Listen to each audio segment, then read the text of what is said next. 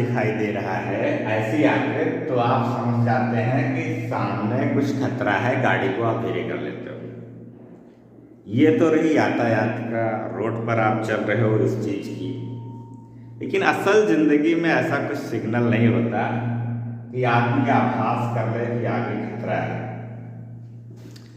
तो उसे आभास कैसे होगा, कैसे दिया जाए, क्या किया जाए कि भविष्य में क्या होने वाला है उसके बारे में कैसे अंदाजा लगाया जाए, क्या होगा क्या नहीं होगा। आपने देखा होगा कि पहले ऋषि मुनि हुआ करते थे, वो भविष्यवाणी किया करते थे कि भविष्य में ऐसा होने वाला है, आपके साथ ऐसी घटनाएं हो जाएंगी, हो सकती हैं, इससे बचाव आपको ये करना चाहिए। तो क्या ये सही है या गलत? क्या भविष्यवाणी की जा सकती है? बिल्कुल की जा सकती है। 101% भविष्यवाणी की जा सकती है। अब आप सोच रहे होंगे भविष्यवाणी की जा सकती, भविष्य जाना जा सकता है, तो यार क्यों ना भविष्य जान लिया जाए, उसी हिसाब से काम किया जाए। भविष्य जानने के लिए वर्तमान में जीना पड़ेगा, वर्तमान को देखना पड़ेगा, वर्तमान को देखकर ही भविष्य की गणना की जाती है। जो भविष्य की गणना होती है वो वर्तमान को देखकर ही किया जाता है। वर्तमान में आप क्या कर रहे हो, क्या नहीं कर रहे हो। अगर आपने उस ट्रेन पर सवारी कर ली है, ऐसी ट्रेन पर जो बिहार जाने वाली है, और आप ये सोचकर बैठ गए हो कि हमें दिल्ली पहुंचा देगी, तो आपने जिस ट्रेन पर बैठा है, आपने जिस ट्रेन पर बैठे हो, उस ट्रेन की कोई गलती नहीं है, क्योंकि उसका वर्तमान ही बता रहा था कि वो बिहार जाएगी। तो बिहार तो जाने जाना था, तो आप उस पर अगर सवार हो गए तो बिहार तो आपको जाना पड़ेगा, मजबूरन खींच के ले जाएगी। अगर आपको दिल्ली जाना है तो दिल्ली वाली ट्रेन पर बैठना पड़ेगा। कहने का तात्पर्य हमारी ये है कि वर्तमान से ही डिसाइड हो जाता है कि आपको जाना कहाँ है, पहुंचना कहाँ है, करना क्या है। आप ये सोच रहे होंगे कि इतनी चीजें तो हमें भी मालूम है। आप यही सोच रहे होंगे ना कि गुप्ता जी ये क्या यार बोले जा रहे हो, कुछ समझ में नहीं आ रहा है, यही ना सोच रहे हो। समझ में आएगा, थोड़ा सा वक्त दो, वक्त दो, वक्त दो। कहने का तात्पर्य यह है कि इस पृथ्वी पर जितने भी आदमी हैं, किसी से भी पूछा जाए क्या तुम करोड़पति अरबपति बनना चाहते हो, करोड़ों अरबों के मालिक बनना चाहते हो, तो मेरा दिल करता है 10-5% छोड़ने के बाद लगभग 85 से 90% लोग तो एकदम दिली इच्छा अपनी जो है बताएंगे कि भैया क्यों नहीं, अगर ऊपर वाला चाहे तो बना दे, हमें कोई दिक्कत नहीं, हम तो बनना चाहते हैं। मगर ऐसे कहने से बन जाओगे।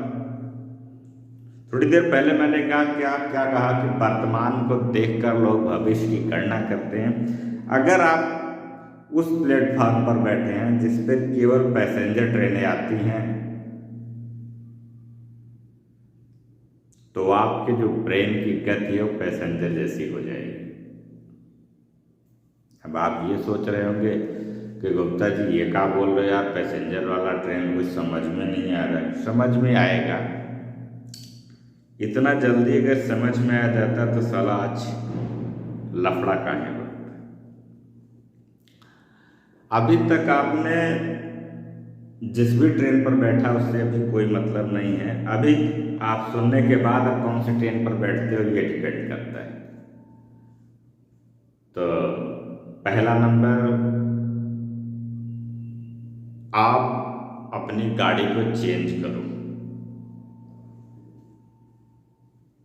जब गाड़ी को चेंज करोगे तो नए लोग मिलेंगे, नई गाड़ियां मिलेंगी, नया टारगेट मिलेगी, नई मुसीबत मिलेगी, नई मोहब्बत मिलेगी, सारी चीज़ें नई हो जाएंगी। आपने देखा होगा पैसेंजर पर लोकल लोग सवार होते हैं, लोकल लोग चलते हैं, जिनको 10, 15, 20, 25, 50 किलोमीटर आना जाना होता है, वो लोकल गाड़ी में बैठते, मतलब कि पैसेंजर ट्रेन में बैठते हैं। धीरे धीरे मुस्कुराते हुए उनके साथी बाराती लोग मिलते रहते हैं और बात करते हुए वो निकल जाते हैं।